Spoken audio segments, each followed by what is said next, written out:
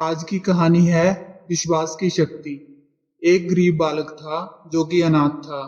एक दिन वह बालक एक संत के आश्रम में आया और बोला कि गुरुजी आप सबका ध्यान रखते हैं, मेरा इस दुनिया में कोई नहीं है, तो क्या मैं यहाँ आपके आश्रम में रह सकता हूँ। बालक की बात सुनकर संत बोले, बेटा तेरा नाम क्या है। बालक ने कहा, मेरा कोई नाम नहीं है। तब संत ने उस बालक का नाम रामदास रखा और बोले कि तुम अब यही आश्रम में रहना। रामदास वही रहने लगा और आश्रम के सारे काम भी करने लगा। उन संत की आयु 80 वर्ष की हो चुकी थी। एक दिन वह अपने शिष्यों से बोला कि मुझे तीर्थ यात्रा पर जाना है, तुम में से कौन कौन मेरे साथ चलेगा और कौन कौन आश्रम में रुकेगा। संत की बात सुनकर सारे शिष्य बोले कि हम आपके साथ चलेंगे, क्योंकि उनको पता था कि जहाँ आश्रम में रुकेंगे तो सारा काम करना पड़ेगा। इसलिए सभी बोले कि हम तो आपके साथ तीर्थ यात्रा पर चलेंगे। संत सोच में पड़ गए कि किसे साथ ले जाएं और किसे नहीं, क्योंकि आश्रम पर किसी का रुकना भी जरूरी था। बालक रामदास संत के पास आया और बोला, गुरुजी अगर आपको ठीक लगे तो मैं यहीं आश्रम पर रुक जाता हूँ। संत ने कहा, ठीक है, पर तुझे यहाँ काम करना पड़ेगा। आश्रम की साफ सफाई में भले ही कमी रह जाए, लेकिन प्रभु जी की सेवा में कोई कमी मत रखना। रामदास ने संत से कहा कि गुरुजी मुझे तो प्रभु राम जी की सेवा करनी नहीं आती, आप बता दीजिए कि प्रभु राम जी की सेवा कैसे करनी है, फिर मैं कर दूंगा। संत रामदास को अपने साथ मंदिर ले गए। वहां उस मंदिर में राम दरबार की झांकी थी। प्रभु श्री राम जी, सीता जी, लक्ष्मण जी और हनुमान जी थे। संत ने बालक रामदास को प्रभु राम जी की सेवा कैसे करनी है सब सिखा दिया। रामदास ने गुरुजी से कहा कि गुरुजी मेरा इनसे रिश्ता क्या होगा, मुझे ये भी बता दो, क्योंकि अगर इसका पता चल जाए तो सेवा करने में आनंद आएगा। संत ने बालक रामदास से कहा कि तू कहता था कि मेरा कोई नहीं है, तो आज से प्रभु राम जी और सीता जी तेरे माता पिता हैं। रामदास ने साथ में खड़े लक्ष्मण जी को देखकर कहा, अच्छा गुरुजी ये जो पास में खड़े हैं वह कौन है। संत ने कहा, ये तेरे चाचा जी हैं, और हनुमान जी के लिए कहा कि ये तेरे बड़े भैया हैं। रामदास सब समझ गया और फिर उनकी सेवा करने लगा। संत शिष्यों के साथ यात्रा पर चले गए। आज सेवा का पहला दिन था।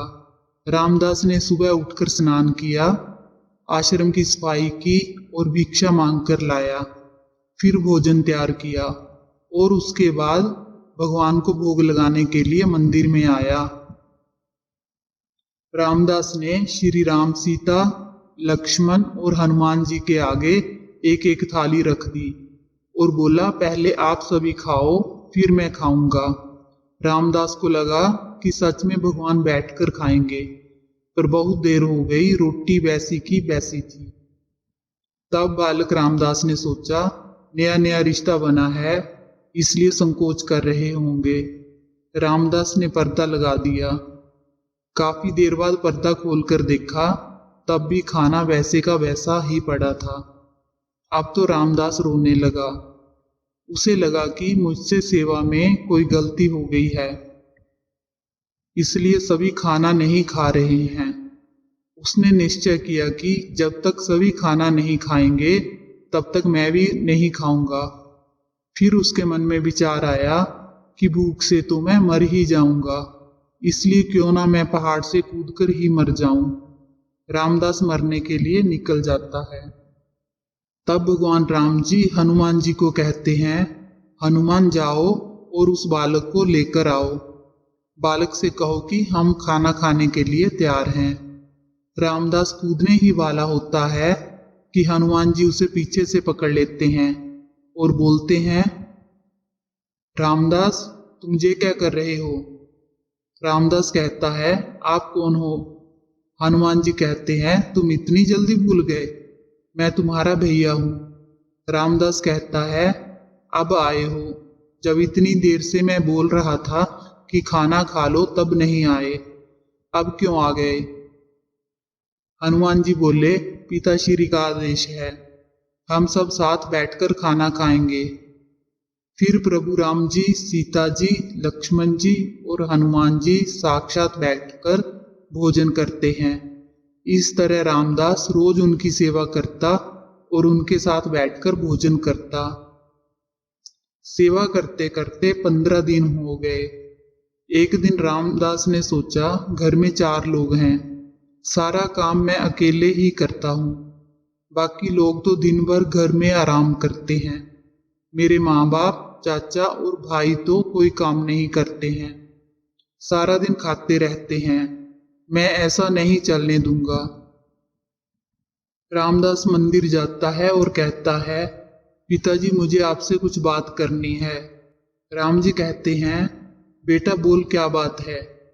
रामदास कहता है कि घर में मैं सबसे छोटा हूँ और सब काम भी मैं ही करता हूँ। अब से मैं अकेले काम नहीं करूँगा, आप सबको भी काम करना पड़ेगा। आप तो बस सारा दिन खाते रहते हो और मैं काम करता रहता हूँ, अब से ऐसा नहीं होगा। राम जी कहते हैं, तो फिर बताओ बेटा, हमें क्या क्या काम करना है?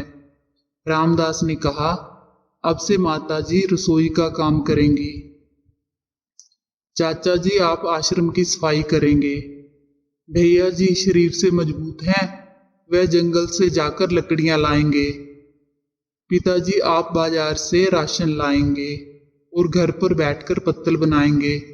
सबने कहा ठीक है। फिर रामदास बोला, मैंने अकेले बहुत दिन सब काम किया है, इसलिए अब मैं आराम करूंगा। अब सभी साथ मिलकर काम करते हुए एक परिवार की तरह सब साथ रहने लगे। तीर्थ यात्रा के बाद वह संत जब लौटे तो उन्होंने देखा कि आश्रम तो शीशे जैसा चमक रहा है। वह बहुत प्रसन्न हुए, मंदिर में गए और देखा कि मंदिर से प्रतिमाएं गायब हैं। संत ने सोचा कहीं रामदास ने प्रतिमाएं बेच तो नहीं दी। संत ने रामदास को बुलाया और पूछा, भगवान कहाँ है? रामदास भी अकड़ कर बोला कि मुझे क्या पता, हनुमान भैया जंगल से लकड़ी लाने गए होंगे, लखन चाचा साफ सफाई कर रहे होंगे, पिताजी राम पत्तल बना रहे होंगे और माता सीता रसोई में काम कर रही होंगी। संत बोले, रामदास ये तुम क्या बोल रहे हो? रामदास ने कहा, गुरुजी मैं सच बोल रहा हूँ, जब से आप गए हैं ये चारों काम में लगे हुए हैं। संत भागकर रसोई में गए, सिर्फ एक झलक देखी कि माता सीता जी भोजन बना रही है और प्रभु राम जी पत्तल बना रहे हैं। तभी प्रभु राम और माता सीता गायब हो गए और मंदिर में विराजमान हो गए। संत रामदास के पास गए और बोले, रामदास आज तुमने मुझे मेरे प्रभु राम जी के दर्शन करवाए हैं, तुम धन्य हो। और संत ने रो रो कर रामदास के पैर पकड़ लिए।